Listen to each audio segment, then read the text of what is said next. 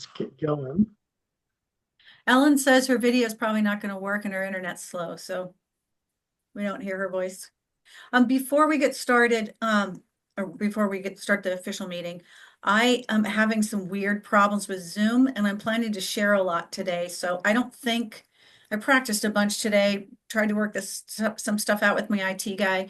I don't think I'm going to be able to see you when I'm sharing a screen. So if I'm speaking into the void, I apologize for that. It's just because I can't see anything. Hi, Jana. Oh, you need to go outside? All right, Right. that's all I got. Full house, we're ready to go. We're All recording. right. That I'll call to order for the February 10th, 2025 St. Helens Public Library Board meeting. Good evening, everyone. Thank you for being here. First, we will do visitors' comments. I don't see anyone as a visitor. Does anyone here want to make a comment? Hearing nothing, we'll skip over that section. I won't read that blurb. Next, we have approval of the minutes. We have the minutes for the regular meeting on January 13th, and we have the special meeting minutes from February 1st, this past weekend. They're in your agenda. The special meeting minutes were from the subcommittee to go over the strategic plan and how to address it going forward. That was me, Fatima, and Suzanne meeting to go over that. Does anyone have a motion on, say, the regular meeting minutes for January 13th? Motion to approve. All right. Simultaneously, Rob and Jay, I'll say that's Jay's. Does anyone want a second?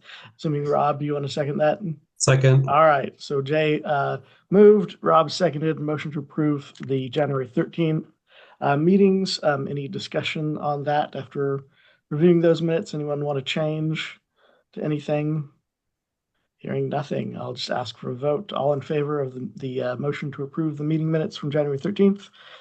Looks like everyone who I can see. Ellen and Jay, do you have Yeah. Okay. Yes. I'm Yay, good. yay. So unanimously that passes. I will make a motion to approve the special meeting minutes from February 1st, because I was one of the two board members there. Do we have a second on that? Okay, Lynn seconds that. Any discussion or any questions about what was discussed? Hearing nothing, all in favor of that motion to approve?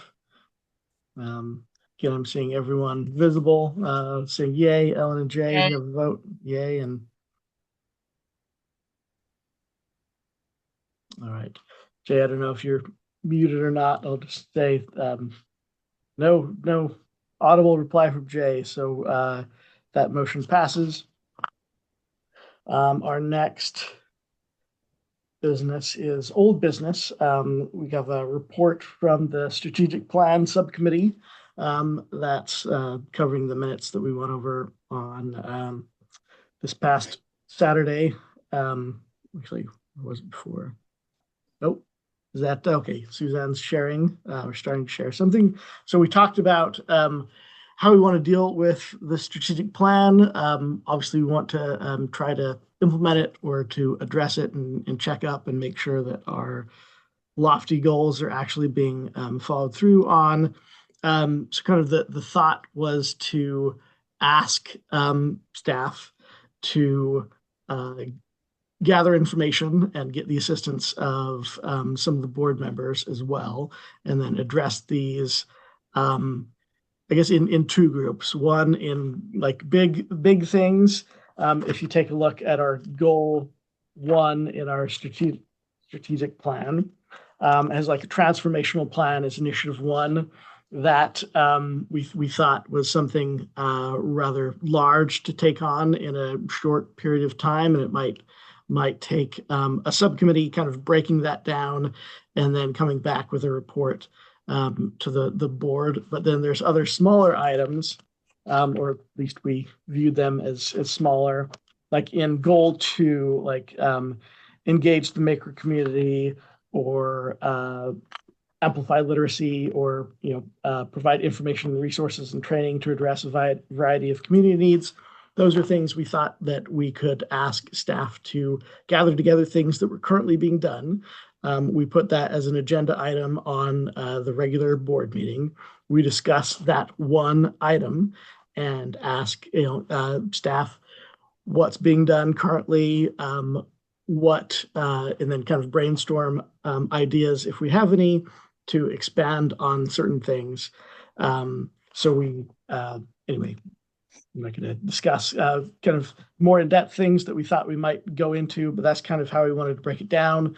And we would start with making a subcommittee for that transformational plan, and then having the subcommittee gather information on that. And then at each board meeting going forward, we'd have one of the smaller items set on the agenda to discuss it. As I said, have staff gather information, and we discuss what we want to do with that item.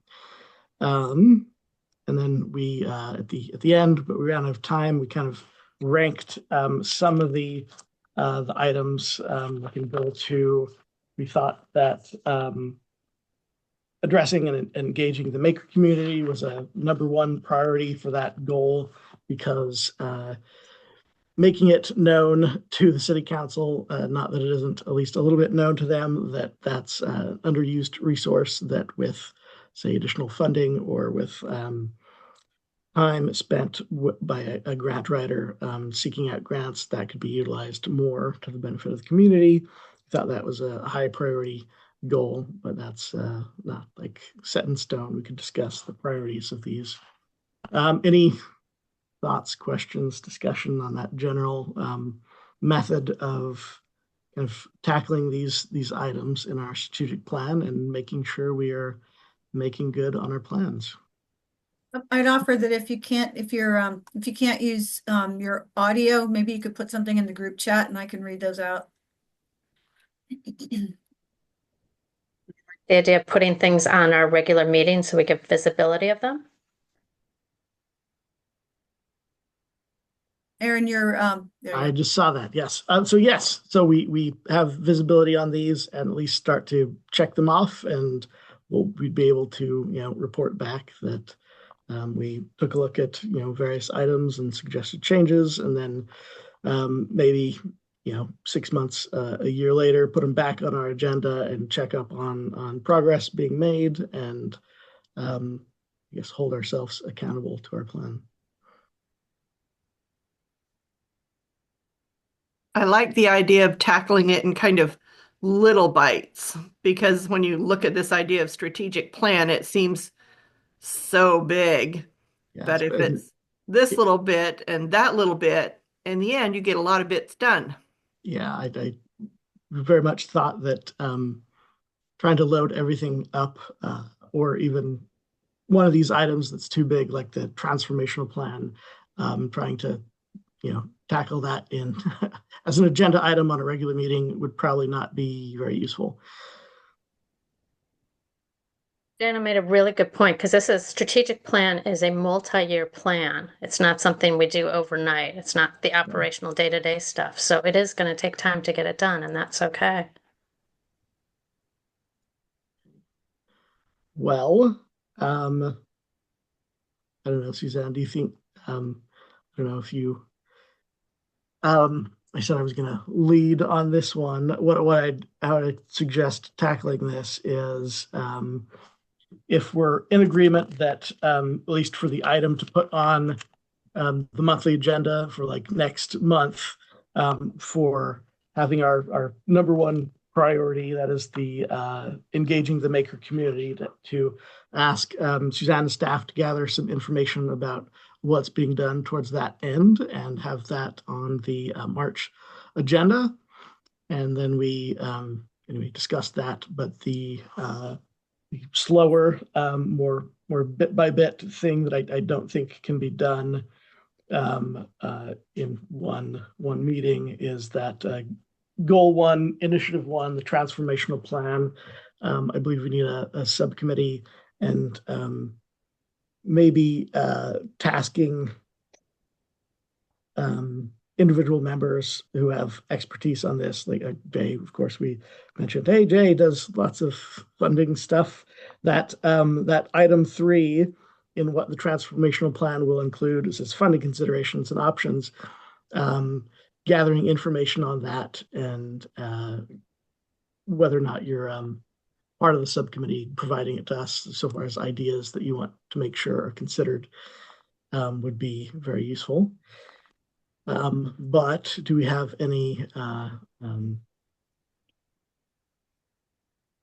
yes, we'd need a motion to create that subcommittee. So I guess I will move that we create the subcommittee for the transformational plan to kind of gather information and then report back, I'd say in 2 months in the April regular meeting to kind of advise the full board on kind of the direction we think we want this to go.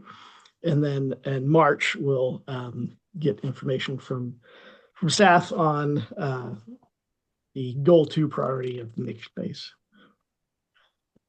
So I guess my motion is I'd move to create a subcommittee to look into the transformational plan, how we want to deal with it, and then report back in April. Do I have a second? Second. Jay seconds. All in favor, or actually stop second. Any discussion on that? Any other way? Or might be that we need more time rather than the April deadline. Any other suggestions other than what's been discussed? Hearing nothing, I'll ask for a vote on that motion. All in favor? Aye. Scrolling over, okay. I think. So just so I understand, staff will be providing information, whatever what you need for both the, excuse me, I'm moving things too fast. The makerspace, you want us to provide information for engaging the makerspace community to the full board, or does that go to the subcommittee? To the full board. That would be on the March agenda. Okay. And I guess what we'd be asking is just for you to gather information on what's currently being done and what the plan is to engage with that initiative in the future, and then we can discuss it and advise on changes or alterations. Or I'll applaud Suzanne for great leadership. One of those, but we're just making sure that we're addressing that initiative. Okay. So I'm going to volunteer for the subcommittee to deal with the transformational plan. Do we have any other volunteers for that?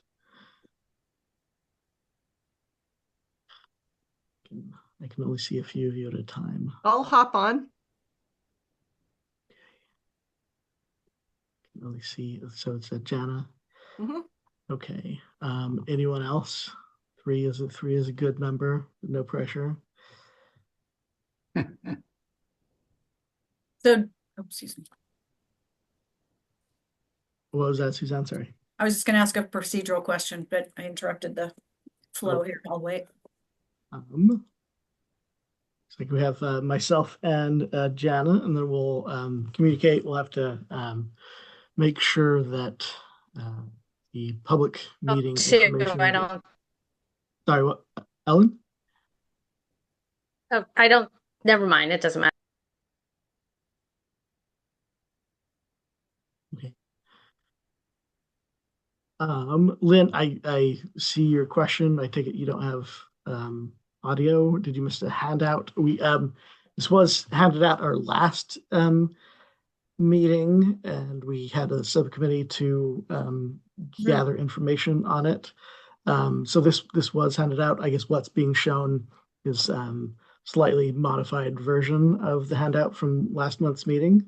Yep, that's new, and we just finished that. We just finished that today, Lynn, or yesterday. So my apologies for the tardiness. That was me. It looks like in the chat we have Ellen to help out with the transformational plan subcommittee, and I think that might be that for. Let me see. for old business number 3, the strategic plan subcommittee. And next would be, do we have any other discussion on that subcommittee? I just heard. I just have a procedural question. Sure. I'll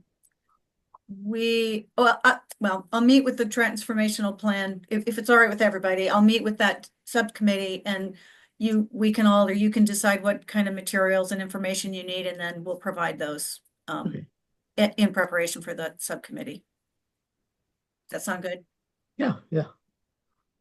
The next item on the agenda is also old business. It's the Makerspace fundraising subcommittee report.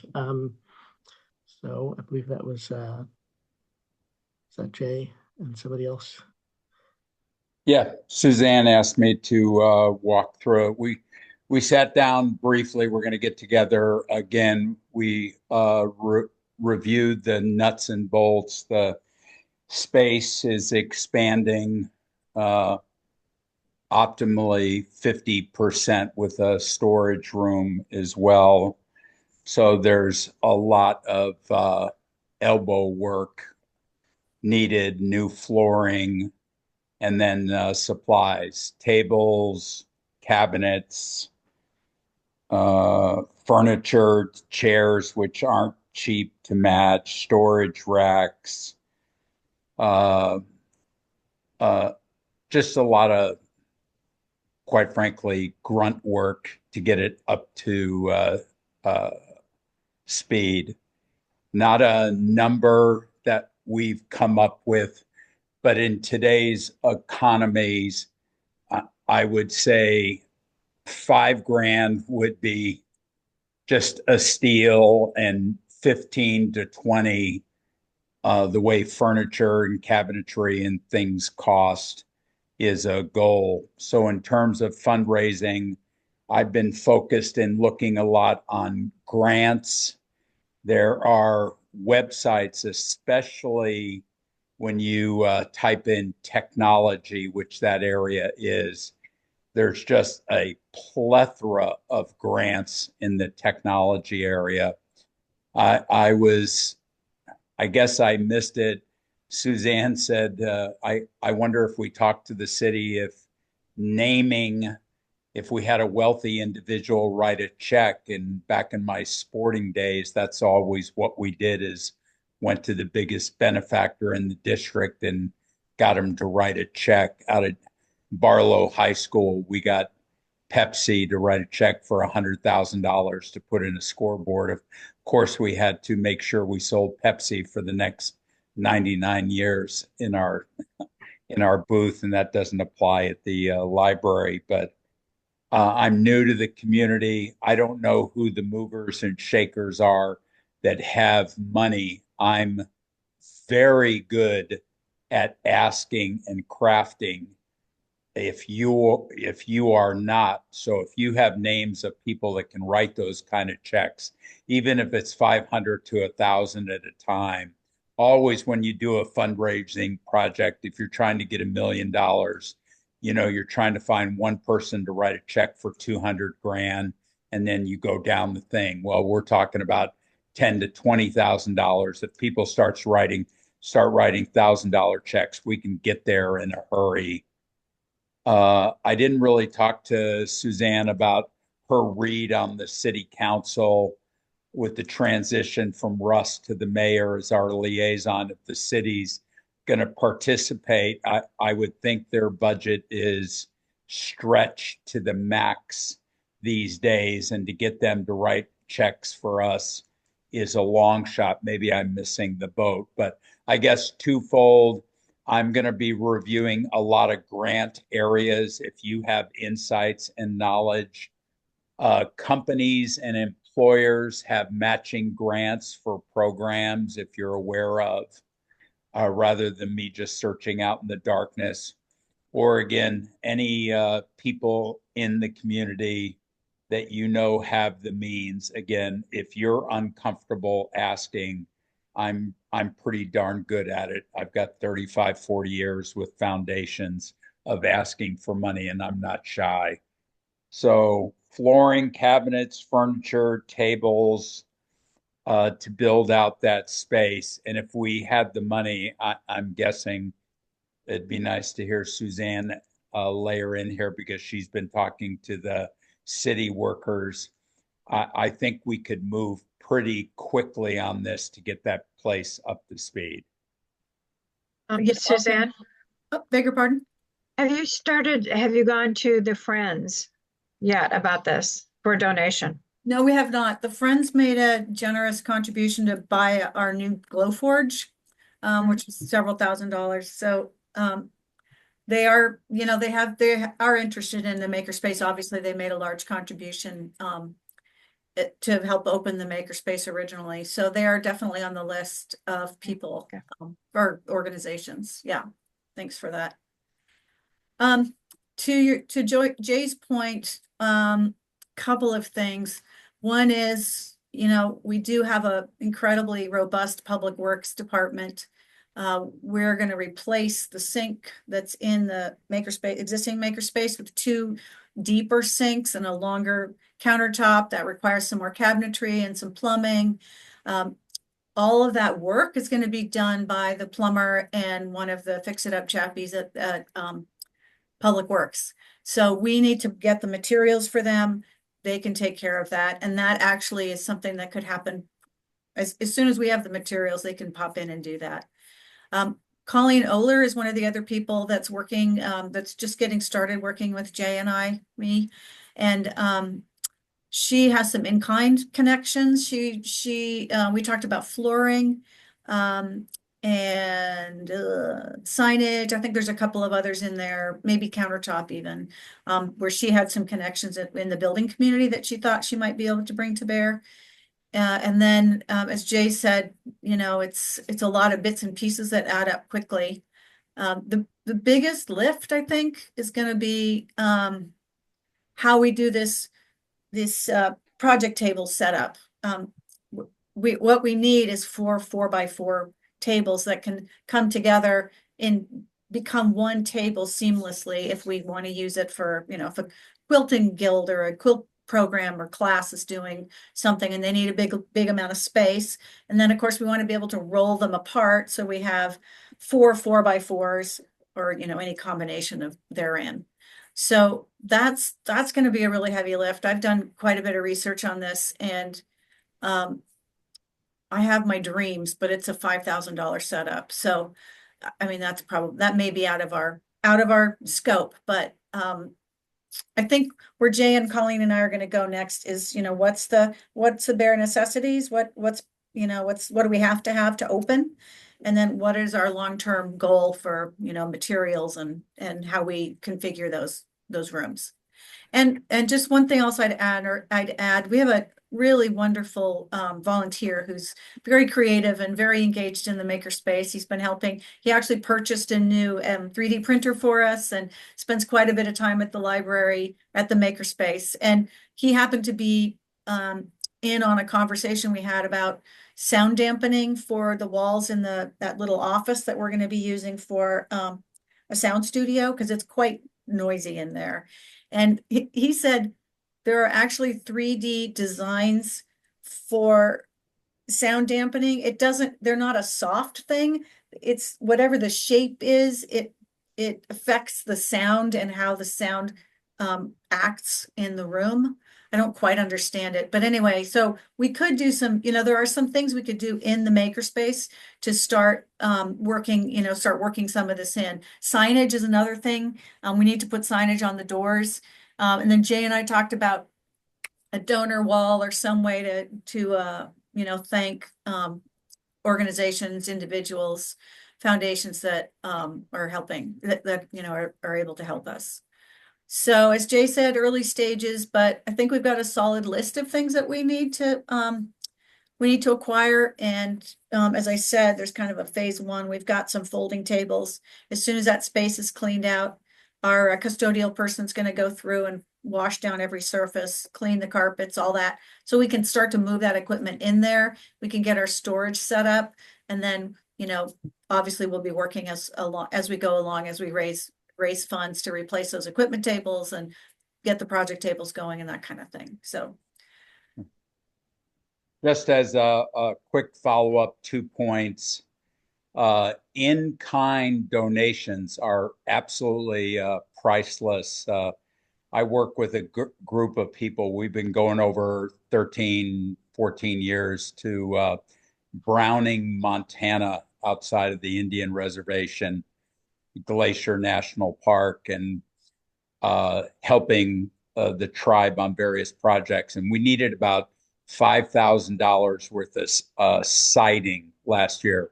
We showed up at Par Lumber, put in our order. The guy came out to do it. He goes, "What are you doing the siding for?" We said, "Well, we go out to the Indian Reservation. We put siding up." He goes, "Just a minute." He goes in the back. Out comes his manager and said, "What are you guys doing again?" "Well, we have these buildings on the Indian Reservation. We've been going 15 years, blah, blah, blah, blah, blah." He goes, "The siding is on us." It's amazing how people get compassionate when you're doing good. I would just offer on a big picture scope, having been in publishing for 25 years and the maker space, I just think Suzanne and the library staff does an incredible job overall and with reading materials. And as you can imagine, with the advent of the web in the late 1990s and early 2000s, the internet has changed how we process information. So many readers migrated to tablets and books and computers, and readership probably suffered in that time period. Well, in publishing, the last 3 years, printed books are outselling digital formats. People are coming back. And I think not pure, but in that space, the maker space is part of that. Hands-on, old school, whatever it is, people are engaging. And if you look at the numbers that they're generating in the staff and the space, all deference to what they've achieved, this is a band-aided area that is generating tremendous public interest. This is not a Cadillac presentation of technology. And we have a chance here really to upgrade and draw enthusiasm. The youth of the world are crying out for things to be involved and engaged, and certainly their parents are. And I think if we embrace this in the makerspace, we could really pull off something that the community, it's really a shining light in St. Helens. So that's my salesman 40-year sales pitch. Thank you. I'm going to write that down. I think it's recorded. I'm going to toss out a couple of one funding stream that we might want to look at. So through the U.S. Senate, of course, last fall, there were pots of money designated for local applicants. Some of those projects could be up to, $200,000 or $300,000. So that the portals to apply for those, I'm not sure have opened just yet. It's a longer process. So you submit like your pie in the sky project, and if it gets approved and moves down the line, so the funding is awarded early, but you don't get it until like 2026. But it could be a nice little bit of funding. Yeah. Possible. Suzanne, we got to talk to the city too. When I was involved with those election races in Gresham with our city councilors that we got elected, there were federal grants coming down. Gresham had $600,000, $700,000, $800,000 of granting money to spend in the local area. Are you aware from any of your conversations that the city, have we had access to that? Have you seen any of that money? The Riverfront Development Program is almost completely funded with federal funds, either passed through from the state or direct federal funds. There's some urban renewal money in there. I'm not sure what the other pots of money are. We had a full-time grant writer and government relations person who just left, and she did a really good job of gathering those funds for the city. None of that's come our direction directly, although Grow Oregon, which she helped inaugurate here in the county, we did get some funds from that. But I'm not sure that answers your question. The city is doing, I think, a good job of finding those pots of money, but we haven't directed those, haven't been able to direct those to the library. One of my searches showed up a state of Oregon library granting avenue. Is there an Oregon State Library Board? Yes, there is. Well, the Oregon State Library of Oregon is a governmental entity of the state. The Oregon Library Association is a independent association, professional or association that's works with the state library. The state library gets most of their funding from National Endowment for the Humanities through the Institute for Museum and Library Services division. That's those funds. I think, did I just say this? About half of the state library's funds come through NEH through that program. They do pass through some of that. There's about $300,000 a year that they pass through in grants up to $50,000. We have applied for those in the past. We've not been fortunate enough. What we really needed at the time was staff support and support for the makerspace. That's what we were asking for, because at the time we had just lost our library, our makerspace tech. What they're really interested in supporting is larger projects. Everything from digitizing a large personal collection of a family collection of interesting photographs and historical records to helping a library change their Dewey Decimal System into something that better reflects their local community. So those are the kinds of things that they fund. So we haven't made it through that program yet. But so that the long answer is there is some funding out there that's funneled through the state libraries from the federal government. Yeah, well, we've taken enough of the general board's time on this. You and I can meet and talk and go through this. There's lots of avenues. I guess the takeaway is anybody that has money, call me. I'll lean on them and I'll pursue the grant side and we'll get this done. Thank you. Jana, I'm going to reach out to you about the funding that you're talking about, that federal funding, because I haven't heard about that yet. So thank you. Okay. All right.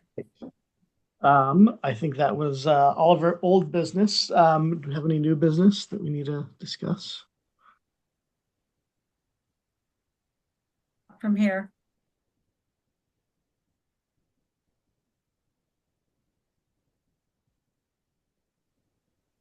I don't know if you said something, Suzanne. I just heard like 2 words. Oh, I'm sorry. I just said not from here. Okay, got it. So no new business. Library director's report. All right.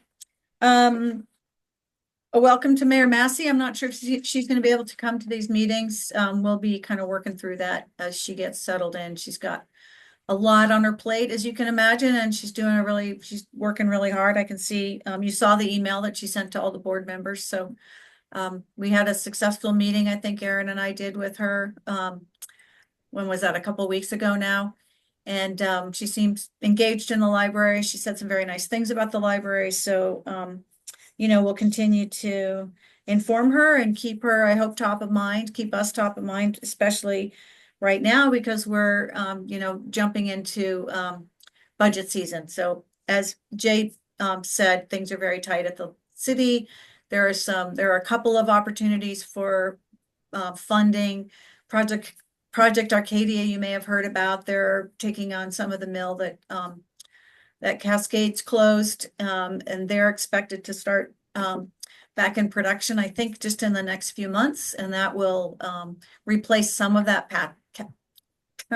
tax base that we lost when Cascade left. So anyway, to that point, I'm not sure what our budget's gonna look like this year. I'll be in a budget committee meeting with the management team tomorrow, and I'll know a little bit more after that, as far as what we're going to be asked to do, what our opportunities are, and what our challenges might be. So I'll keep you posted on that. Unfortunately, Colleen Oler has had to resign from the board. We're very sorry that she's left. I'm sure you saw that email. Kathy Payne will be posting the announcement encouraging applications for board positions by the end of the week. My thought is that we'll have that deadline be the 7th of March, and then the board can consider anybody that's applied. Makerspace, gosh, lots happening in the Makerspace.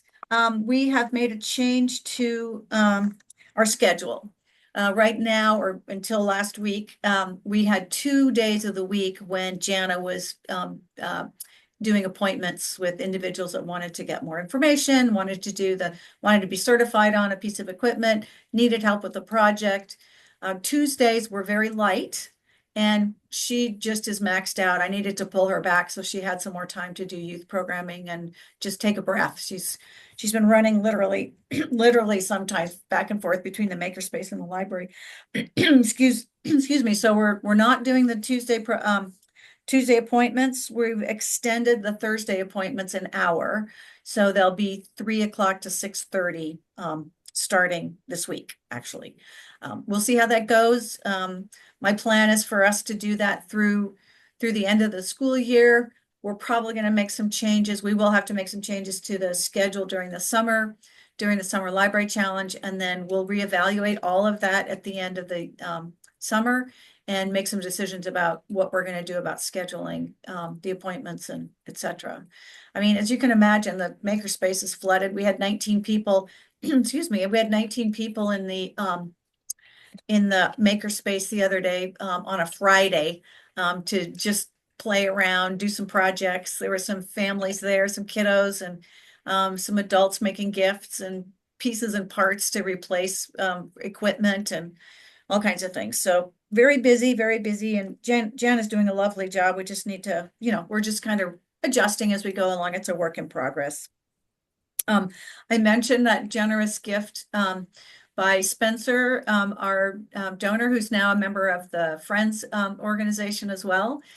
He helped Jana get the 3D printers up and running. He's been volunteering in the Makerspace during open hours and helping people with their projects. He's the one that, he's just jumped right in. He's very generous with his time. And we have another new volunteer who's coming in on Fridays now and helping again during the open hours, just has a great background in everything from tech to 3D printers to soldering. He can do just about anything in there. So Joe is his name. He's there on Fridays helping out too. So, and the other thing that's really beautiful about the Makerspace is, there's 19 people in there. They're not all just talking to Jana or Joe or Spencer. They're talking to each other, and encouraging each other and sharing ideas and, oh, did you try this? Or this worked for me. It's really fun to watch that community, as we're building community. So I talked about Joe. Oh, so we just got 8 new laptops. Mohammed, just forgot his last name. Sorry. Mohammed, the Public Works Director, asked me recently if we had any computer needs. And we did. We need new laptops in the Makerspace. The ones we have are old. They didn't run very well. I shouldn't say that. They weren't very powerful when we got them. And we really needed to replace those especially with the 3D printer and the laser cutter and the CNC router, and some other equipment to be able to use a more powerful laptop. So I sent him a proposal, and he just sent me a message today saying that they've got the funding for 8 new laptops. So we were looking for 12. That just about rounds out our suite. We'll still have those older laptops that we can use as backup, and then keeping fingers crossed that we'll find some funding to get the rest of those new computers to round out the collection that we need. Columbia Learning Center board continues to work on vacating that space that we were just talking about. They have some large furniture that they're getting ready to donate to Habitat. They've moved out just about all their paperwork. They're going through some of the office supplies and that kind of thing. And then they will be out, and we'll get to start moving in earnest. And then the office, we have decided to move the local history collection into that office. We were trying to decide what to do about bookshelves. As it turns out, the Learning Center, or the Columbia Learning Center board, slow down, Suzanne, has these big cabinets. They're old metal cabinets with a good locking system. What we needed is something with inert material. We need it locking, and we need to protect the materials from light. So we're going to move 2 of those big cabinets around the corner from the server room into the hallway, or into the office there. We'll store all of our local history materials. Brenda's going to move some things that we have in the back that we don't even really have access to right now because we just haven't had the space. So all of that's going to go in there. We have an office in there, and we're going to set up some time for her to have office hours. And she'll make appointments. So if people want to use those local history materials, they can use them there in the office. So that's a work in progress, but I'm very excited about us being able to make those materials more available to the community. And I think once people get to know what we're doing, there'll be more call for that. We have teens in our teen area. We set up a designated time. I think I told everyone. So after 3 o'clock on the weekdays, we have set aside that space for teens. And, we've probably had, 10 coming and going, and that's up from 2. So we really feel like that setup is really helping engage teens. And, they know this is a quiet, safe space where they can just hang out with their pals. We see a lot of kiddos doing homework and working together on projects. So that's pretty neat. Story time's continuing to grow still. We had 24 people at a baby lap sit the other day, which is, I think, a world record. And it's just about as many babies as we can fit in that room with their grown-ups. So we might be moving that story time over to the auditorium as well, which we're doing when we have when we have big crowds. We're just trying to make a decision about when to move over there. I mentioned the federal funding through the state library. That funding is, I'm on the advisory council for deciding how to spend those funds, not the ones that run the state library itself, but any granting opportunities. Everyone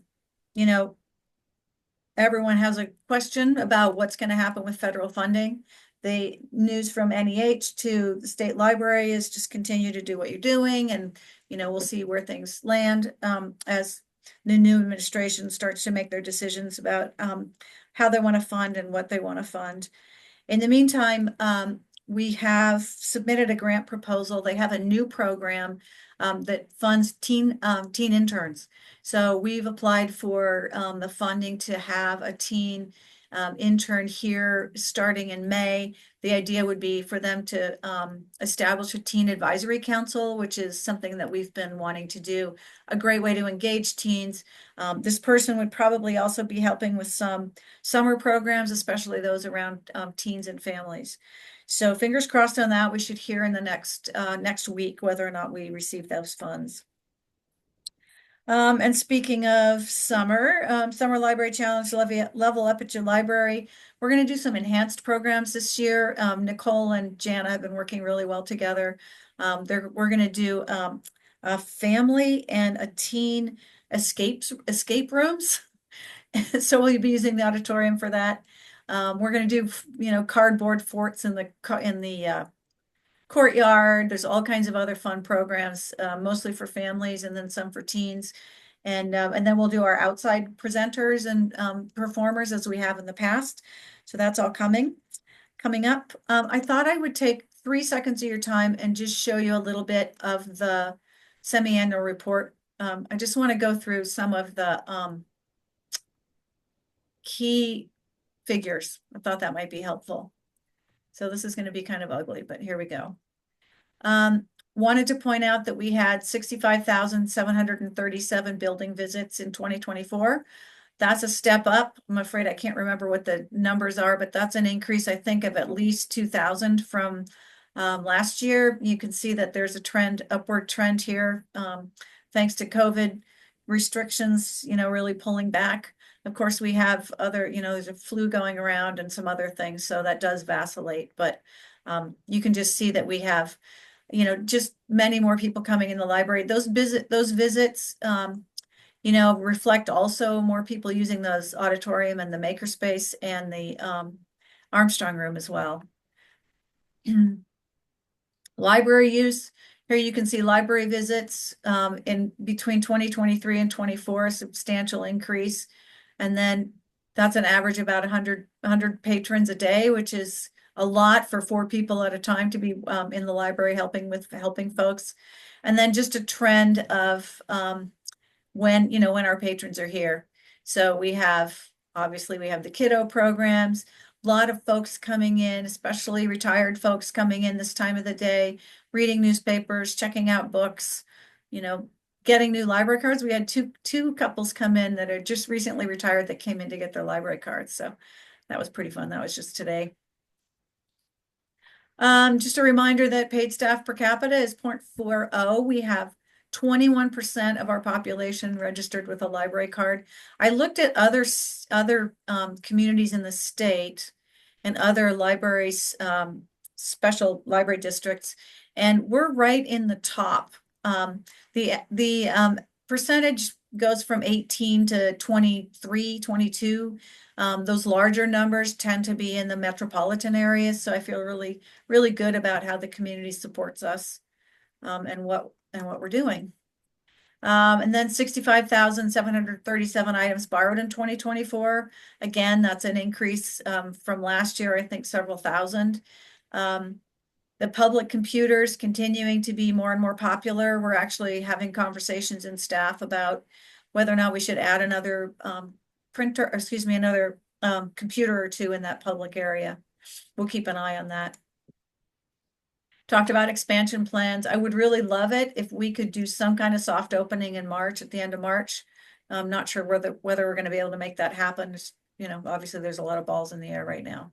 So we shall see. There's a picture of Spencer and the new 3D printer that he gave us.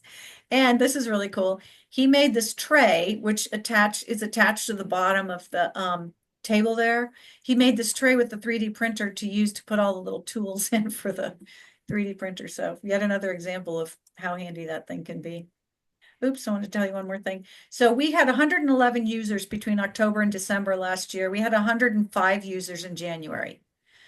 23 of those folks were introductory appointments. They came back to do things once they learned what we could do here. 74 adults, 31 youth. And then, as you can imagine, most popular are the 3D printers and the laser cutter by far. Program we know about.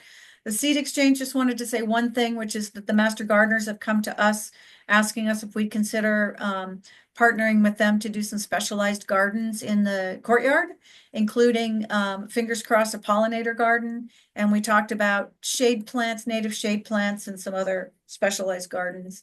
More to come on that. It's just early in the conversation, but they did come to us with that request that we consider that. And of course we will. I'm very excited about that. Youth and adult programs, we know a lot about that. Here's Summer Library Challenge. Just a reminder about our wonderful staff and all the amazing things that we do. Services, I went through this with the city council just to give them an idea of what the depth and breadth of what we do. Just to point out to you, we do have the Narcan. Someday I think we're going to be able to put them out so people can just take them when they need them, because there is a stigma, people are uncomfortable coming to ask, but at least we have them behind the counter. We have them sitting there. They're very visible. We do have people coming in asking for them, and as well, people at the desk while they're checking out, asking about the program and finding out if they can take them for their friends and family. So we're very happy that we can offer that service. COVID tests are not an option these days. Question mark about whether or not there'll be free COVID tests coming from the federal government through the county. So fingers crossed on that. We'll keep you posted.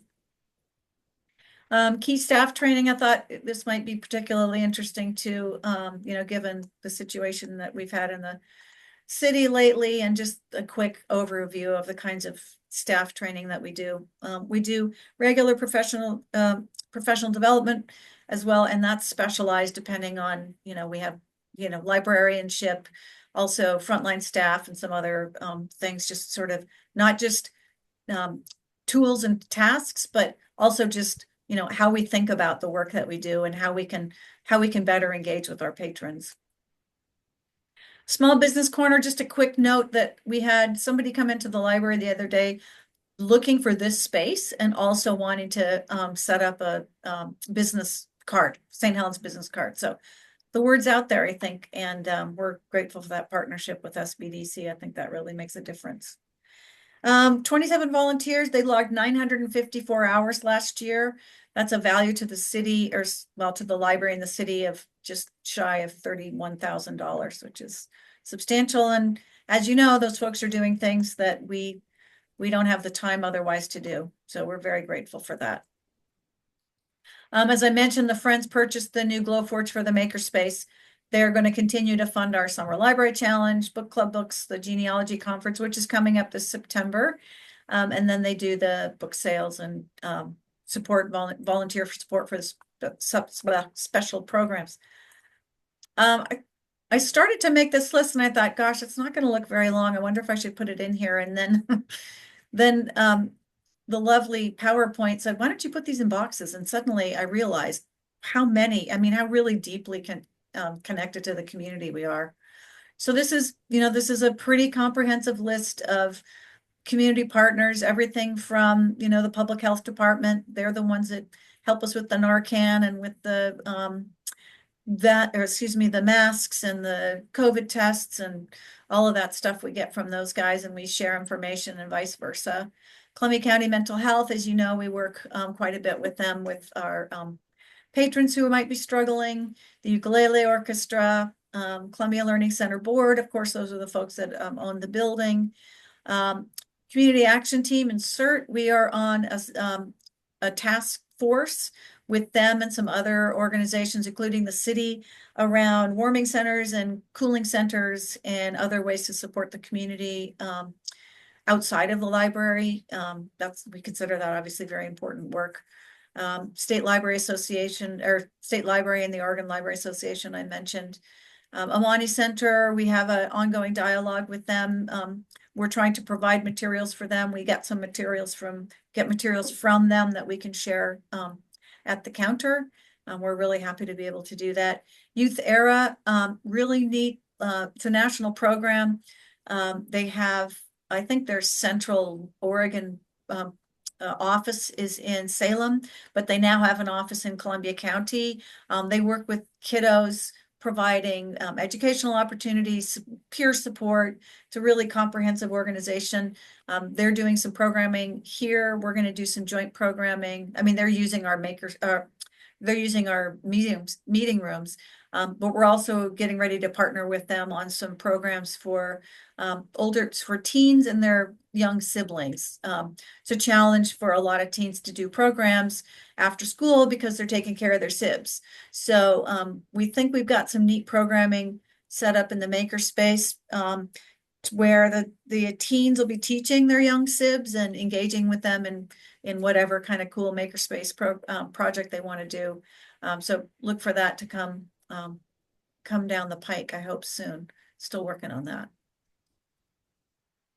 That's a lot. So thank you for listening to all that. And then just two last things. We will be closed next Monday for President's Day. And then just longer term, I'm going to be gone for the last week of March. And the last week of March, I'll be out of town. And that, said James, is that. All right. We have council's report. Our liaison is now Ms. Massey. I don't see her on. I don't know if we expected her today. Do you know anything about that? I don't. I was expecting her to be here, but I also saw that email today, so I will check in with her and find out what her what her plans are going forward about, as far as participating in the meetings. All right, other business, anything we haven't already covered already? Hearing nothing. Summarize action items. The subcommittee on the transformation plan is gonna discuss and meet and plan on that. For the advocating for the makerspace, or trying to remember the term that's in goal 2. Engaging the maker community, rather. The staff's going to gather information, and we'll put that on the agenda for March. Nothing else I can think of off of my head. And anyone else have any action items, anything we want to make sure we follow up with it next time?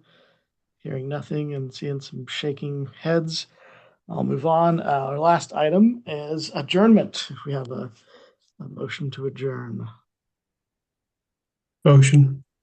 All right, Rob moves. Do we have a second? Lynn MJ second. So any discussion? Hearing none. All in favor? All right, we are adjourned. Thank you, everyone. Thanks, everyone, so much.